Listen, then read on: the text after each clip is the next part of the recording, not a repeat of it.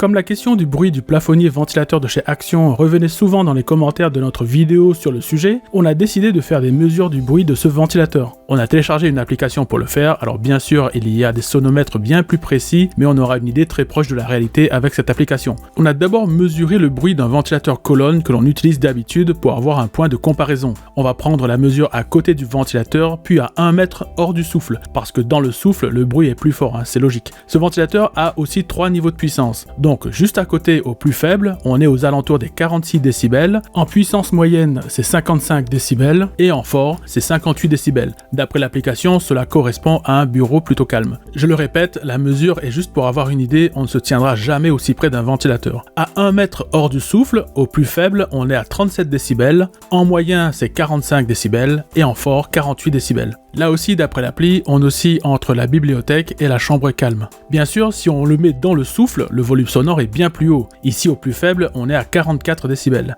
Maintenant, le plafonnier Action. Juste à côté, au plus faible, on est à 49 décibels. En moyen, on est à 56 décibels. Et en fort, on est à 58 décibels. Ce qui correspond à une chambre calme vers un bureau calme pour l'appli. Bien sûr, c'est pour vous donner une idée, vous n'aurez jamais l'oreille collée au plafonnier. À 1 mètre, en plus faible, on est à 39-40 décibels. En moyen, c'est 46 décibels et en fort 49 décibels. Pour l'appli, c'est une chambre calme. Bien sûr, si on est juste en dessous dans le souffle, au plus fort c'est 60 décibels et au plus faible 49 décibels. Les mesures à une distance de 1 mètre vous donnent une idée de la baisse du volume sonore quand vous vous éloignez du ventilateur. Plus vous allez être loin et moins son bruit sera fort pour vos oreilles. Donc à 2 ou 3 mètres, le ventilateur pourra créer son mouvement d'air, mais vous serez moins gêné par son bruit. Pour vous faire écouter le bruit du ventilateur, il faut une référence sonore car le téléphone va augmenter le son qu'il va capter, ce qui peut fausser l'appréciation du bruit réel. On va donc prendre le son du ventilateur et faire un claquement de doigts en même temps comme référence, qui est un son que l'on peut tous quasiment reproduire.